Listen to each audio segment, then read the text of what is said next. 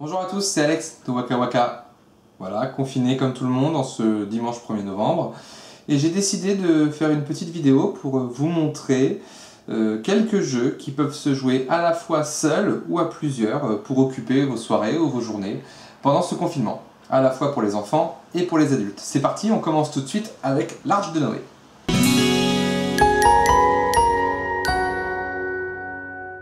L'Arche de Noé, donc c'est un jeu qui se joue seul à partir de 5 ans, qui se présente sous la forme d'un petit livret.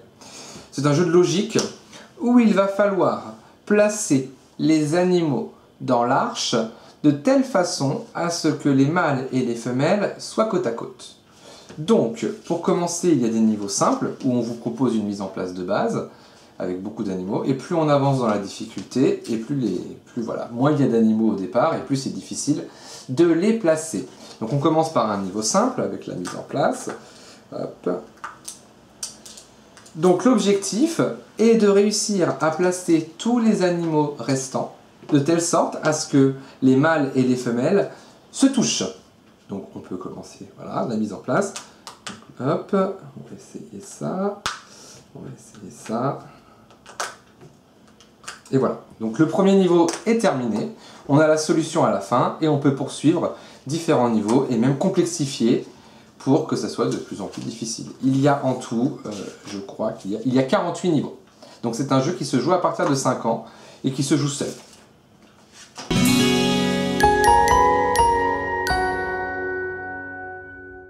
On continue avec Gagne ton papa, un jeu de 1 à 2 joueurs qui se joue à partir de 3 ans et qui dure environ 15 minutes. Alors, Gagne ton papa, c'est un jeu qui ressemble énormément au Tetris, où le but du jeu va être de placer ses pièces en bois le plus rapidement possible du côté de son jeu pour essayer d'aller plus vite que son adversaire.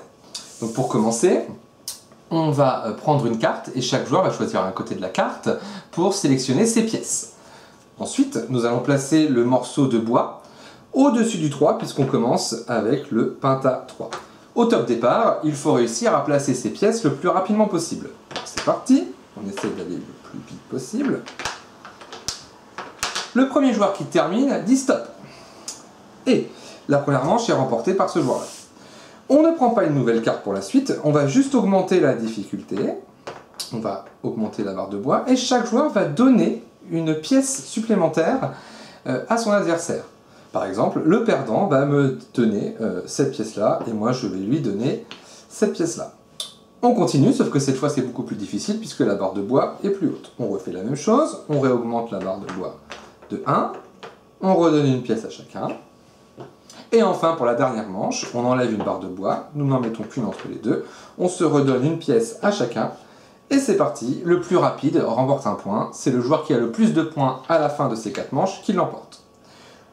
Alors, il y a plusieurs variantes. On peut rendre la partie plus difficile en commençant par des cartes plus compliquées, et on peut également mettre des cartes qui sont à la fois plus faciles d'un côté et plus difficiles de l'autre. Par exemple, si on veut jouer avec un enfant plus jeune qui aurait plus de difficultés. Et encore, ça reste à prouver, parce que quelquefois les enfants s'en sortent beaucoup mieux que les adultes dans ce genre de jeu. En tout cas, il y a des cartes avec une difficulté différente. Un côté plus facile que l'autre. Les règles restent les mêmes. Et enfin, il y a une dernière variante avec plusieurs grilles à la fin du jeu qui permettent de jouer tout seul. On commence par placer sa barre en bois à 3, on essaye de compléter et la difficulté va augmenter en augmentant, en bougeant la barre de bois. Et à la fin, il faut réussir à faire rentrer toutes les pièces de son côté. Il y a 140 grilles pour jouer tout seul. Voilà, donc un jeu qui commence dès le plus jeune âge et qui peut se complexifier au fur et à mesure. Et qui s'adapte très bien aussi aux adultes.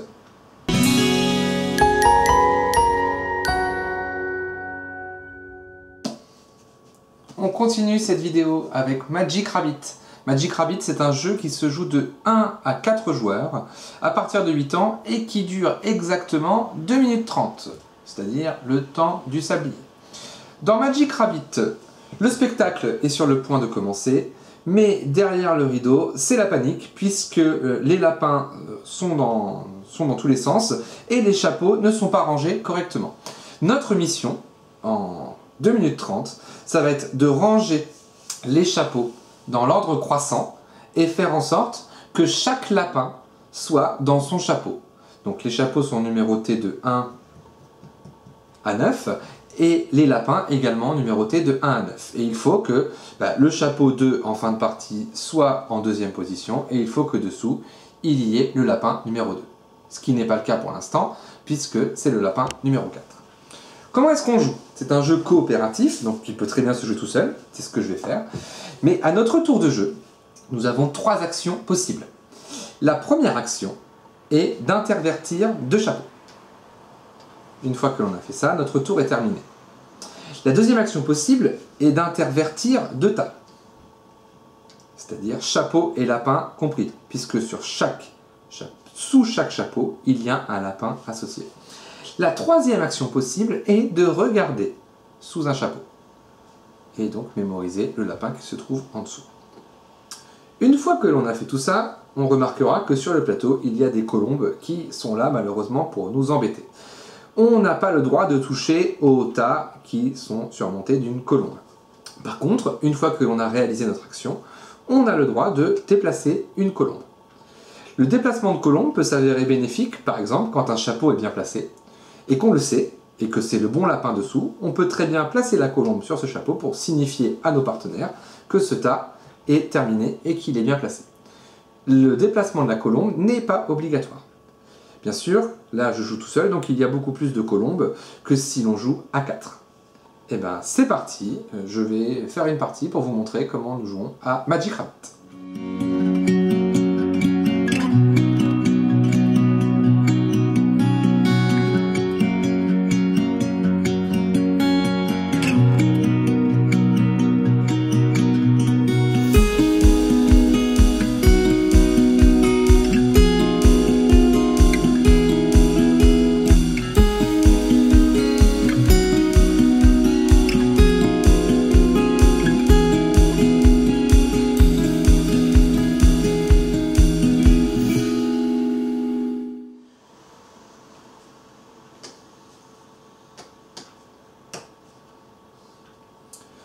Voilà, je pense avoir terminé avant le temps imparti, j'étais pas loin d'être arrivé au bout. Donc maintenant, on va enlever les colombes et on va vérifier que j'ai bien placé les différents chapeaux dans l'ordre. Donc déjà, 2, 3, 4, 5.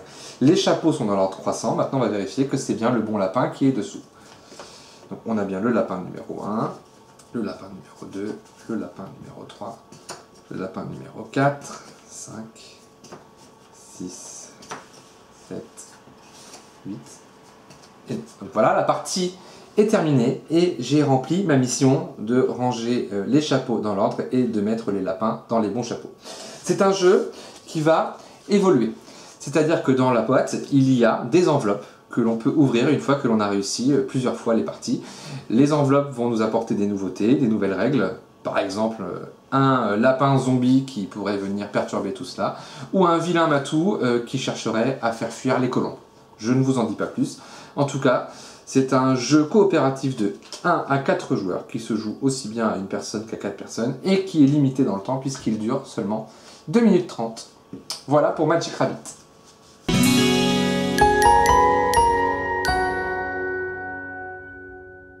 On continue cette vidéo avec un jeu de cartes qui s'intitule 50 missions. 50 missions, c'est un jeu qui se joue à partir de 1 joueur et qui peut se jouer jusqu'à 4 joueurs et où il va falloir réussir le plus de missions possible pour remporter la partie. Dans l'idéal, il faut remporter les 50 missions, sachant que c'est très difficile. Donc on va réaliser une partie, on va compter le nombre de missions que l'on a réussi et ça sera notre score à battre pour la prochaine partie. Comment nous jouons à 50 missions ? Déjà, dans le paquet de cartes, il y a des cartes qui sont numérotées de 1 à 7 et qui ont 4 couleurs. Vert, jaune, bleu et rouge. Pour jouer sur ces cartes-là, il va falloir respecter 2 règles. Par exemple, là j'ai un 2 rouge. Pour pouvoir poser une carte sur ce 2 rouge, je n'ai le droit de jouer que du rouge ou que un 2. Je n'ai pas le droit de jouer autre chose et je joue par-dessus. Maintenant, j'ai 4 missions à remplir. Dès que je remplis une mission, je la mets de côté, ça me fait un point, et ensuite j'en remets une autre. Il y a un paquet de 50 missions. L'objectif est d'en réussir le plus possible. À chaque fois que l'on remplit une mission, on peut très bien en remplir 2 d'un seul coup. Dès que l'on remplit une mission, on la met de côté, ça nous rapporte un point, et on en remet une pour pouvoir réaliser la suivante. C'est un jeu où il va falloir faire des choix, puisque quelquefois plusieurs missions ne vont pas aller du tout ensemble, et il va falloir se diriger plutôt vers une solution qu'une autre. On a le droit de discuter quand on joue à plusieurs, par contre on n'a pas le droit de dire ce que l'on a dans son jeu pour, aider, pour réussir telle ou telle mission. On a le droit de dire, voilà, je suis plutôt bien de ce côté-là, mais on n'a pas le droit de dire exactement les cartes que nous avons dans notre jeu. Donc c'est parti, je vais vous faire un exemple. Donc pour l'instant, donc les missions que j'ai à remplir. Chaque carte doit être différente, c'est-à-dire je dois avoir une carte de chaque, la somme doit être égale à 15, 2 rouges doivent être collés, et la somme des jumelles, c'est-à-dire les cartes vertes, doivent être égale à 7. Pour l'instant, je ne remplis aucune de ces missions. Donc là, je vais jouer une carte de mon jeu. Donc je joue un 3 vert. Cette fois, j'ai des cartes qui sont complètement différentes, donc cette mission est remplie. Je la mets de côté, ça me rapporte un point, et je remets une mission. Je pioche une carte, pour avoir toujours 4 cartes en jeu. Donc quoi qu'il arrive, que l'on joue à 1 ou à 4, nous avons toujours 4 cartes en jeu. Donc là, je vais essayer de remplir une autre mission. Donc là, il faut que la somme des rouges soit égale à la somme des jaunes. Alors, je vais essayer ça. Non, déjà, je vois que j'ai un 7 rouge dans mon jeu. Si je mets un 7 rouge ici, je remarque que 2 rouges sont collés, donc ça me fait remplir cette mission-là. J'ai rempli une deuxième mission, je peux remettre une troisième mission, et je pioche une carte. Cette fois, alors il va falloir qu'il n'y ait que du bleu ou que du jaune, ou alors que je m'occupe d'autres missions. Par exemple, là, ma somme est égale à 17, c'est-à-dire que si j'arrivais à la diminuer de 2, la somme totale, j'aurai une somme égale à 15. Ce que je vais faire, je joue mon 1, donc je remplis ma troisième mission, et je recharge pour avoir une autre mission. Le jeu s'arrête de différentes façons. Soit je ne peux plus jouer, c'est-à-dire que les 4 cartes que j'ai en main ne peuvent plus être posées sur un des tas qui est ici. Dans ces cas-là, la partie s'arrête immédiatement et je compte le nombre de missions que j'ai réalisées. Soit il n'y a plus de pioche, c'est-à-dire je ne peux plus piocher et du coup je suis obligé de jouer. Et si je ne peux pas jouer, du coup la partie s'arrête et on compte le nombre de missions réalisées. Ou alors la troisième façon d'arrêter le jeu, c'est de réussir les 50 missions. Et dans ces cas-là, la partie s'arrête et on a gagné. Voilà, 50 missions, c'est un jeu très familial qui s'adapte à la fois aux enfants, à partir de 8 ans, et qui se joue aussi très bien entre adultes, voire tout seul. C'est un jeu qu'on peut très bien réussir tout seul. Voilà pour 50 missions.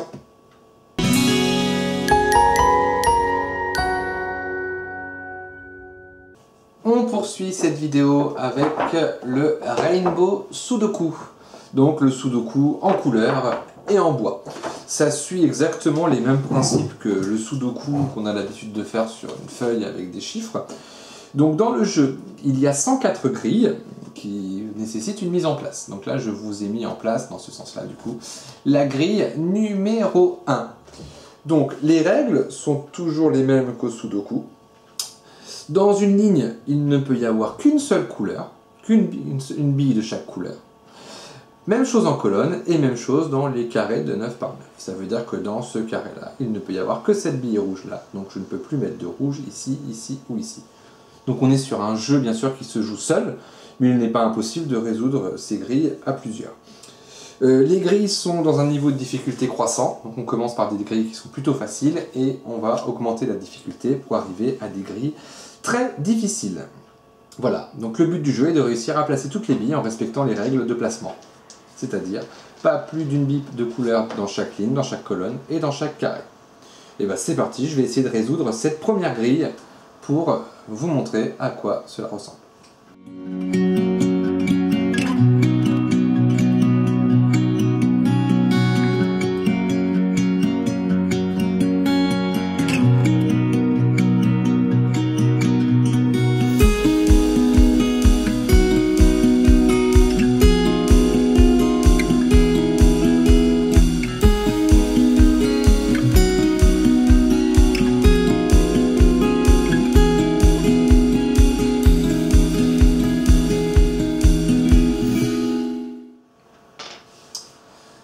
Voilà, donc avec un petit peu de difficulté, j'ai terminé cette première grille Et donc voilà, le Sudoku est terminé. On a bien une bille de chaque couleur dans chaque ligne, chaque colonne et chaque carré. Voilà pour le Rainbow Sudoku, donc qui se joue tout seul et qui peut occuper pas mal de soirées de confinement. Voilà pour le Sudoku.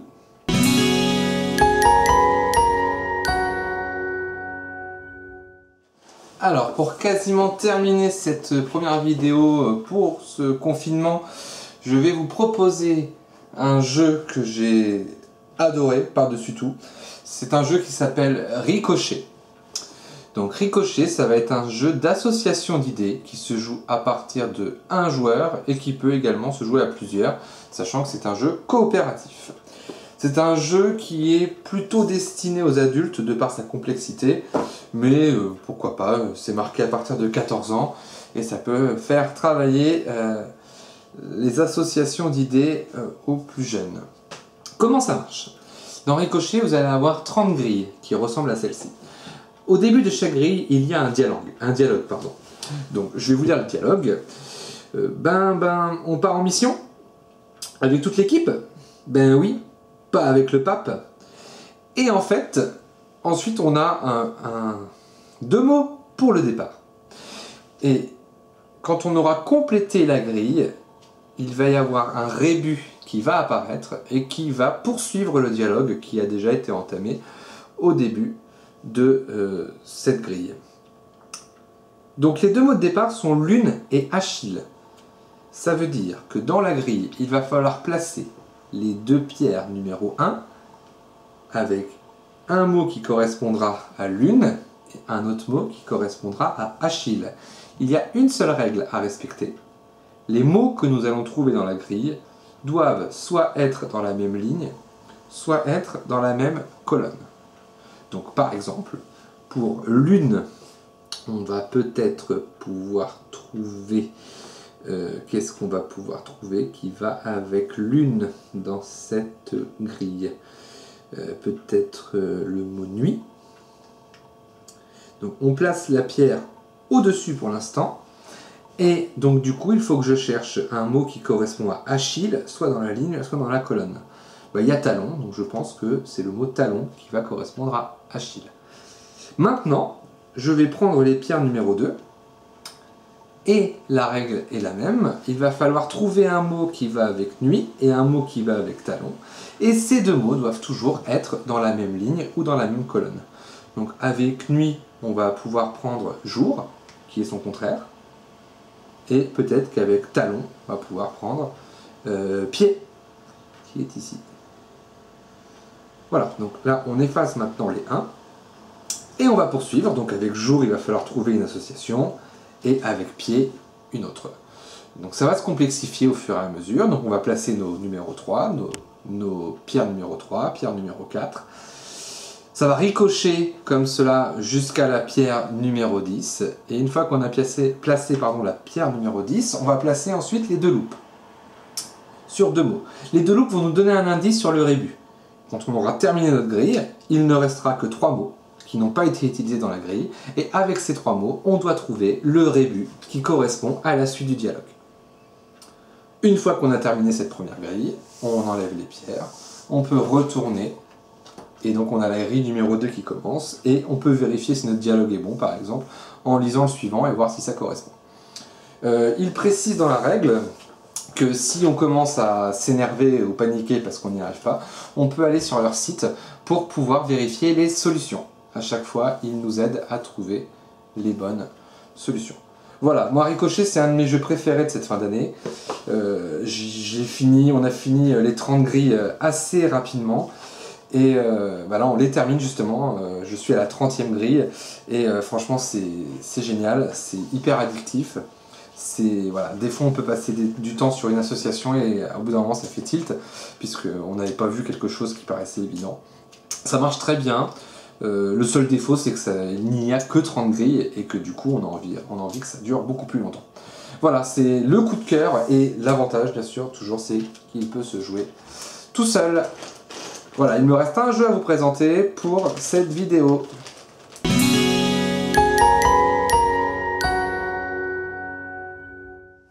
Alors, pour terminer cette vidéo, je vous présente un jeu qui s'adresse cette fois-ci exclusivement à des adolescents ou des adultes. Un jeu à partir de 16 ans. Pourquoi je vous le présente? Parce que c'est un jeu qui va se feuilletonner en 5 étapes. C'est-à-dire qu'il va y avoir 5 enquêtes dans ce jeu d'enquête. Voilà. Et les 5 enquêtes se suivent. C'est-à-dire qu'il faut réussir à les faire de manière assez rapprochée pour ne pas perdre le fil de l'enquête globale qui va du coup durer pendant 5 scénarios. Donc c'est un jeu qui se prête parfaitement à cette période de confinement puisque nous pouvons le réaliser à la suite. Comment se présente ce jeu d'enquête? Donc on va avoir un plateau de jeu, donc c'est coopératif toujours, il faut réussir à résoudre l'enquête le plus rapidement possible. Dans ce jeu, il va falloir faire des choix, c'est-à-dire qu'on ne va pas pouvoir tout faire. On va avoir un paquet de cartes pour l'enquête numéro 1, et en fonction des choix que l'on va faire, on va lire certaines cartes qui vont nous apporter des indices, et sur ces cartes, on va avoir de nouveaux indices qui vont nous permettre de poursuivre une piste ou plutôt une autre. Par exemple, on va pouvoir se rendre sur les lieux du crime pour opérer des indices, ou alors on va pouvoir aller au laboratoire analyser nos empreintes qu'on a retrouvées. Voilà. Mais plus on va faire de choses, plus ça va prendre du temps dans notre journée. Et une fois qu'on est arrivé en fin de journée, il faut partir se coucher. Puisque si on génère trop de stress, si on génère trop de jetons stress, le jeu s'arrêtera et on aura perdu. C'est un jeu où je suis allé jusqu'à l'affaire numéro 2. C'est très prenant, par contre c'est un jeu qui prend beaucoup de temps. Voilà. Chaque enquête prend en moyenne 2 à 3 heures. Et c'est un jeu qui nécessite de noter des choses, essayer de se souvenir un maximum de choses pour la suite. C'est une enquête adulte, avec des éléments historiques assez intéressants. Et où il faut être au moins 2, voire 3 pour pouvoir en profiter, puisqu'il faut échanger sur les informations que l'on a eues. La grosse force de ce jeu, c'est qu'il faut, c'est obligatoire, il faut se rendre sur la base de données. Donc ils ont créé une base de données sur Internet. Donc il faut un ordinateur connecté à Internet. Et dans cette base de données, on va pouvoir écouter les témoignages des témoins, vérifier s'ils stressent ou s'ils sont plutôt détendus pendant leur entretien. On va pouvoir analyser des empreintes, analyser des ADN. Et avec toutes ces informations, on va pouvoir essayer de trouver qui est plus suspect que quelqu'un d'autre. Vers quel côté de l'enquête je me penche. Voilà, c'est un jeu très complet. C'est un jeu qui se feuilletonne en 5 scénarios. Et si vous êtes à fond dans les jeux d'enquête, c'est un jeu que je vous recommande pleinement. Mais c'est un jeu qui s'adresse plutôt aux joueurs plus expérimentés. Voilà, donc cette vidéo touche à sa fin pour cette première du confinement. Si vous êtes intéressé par ces jeux, je vous rappelle que vous pouvez les commander via ma boutique en ligne, dont je vous rappellerai le lien dans cette vidéo. Vous pouvez également consulter mon site internet alex-wakawaka@upside.fr. Vous trouverez toutes les informations disponibles. Et si vous voulez me contacter personnellement, vous avez mon adresse mail alexwakawaka50@gmail.com. Je vous souhaite une très bonne soirée, une très bonne semaine et je vous dis à très bientôt pour une nouvelle vidéo. Salut!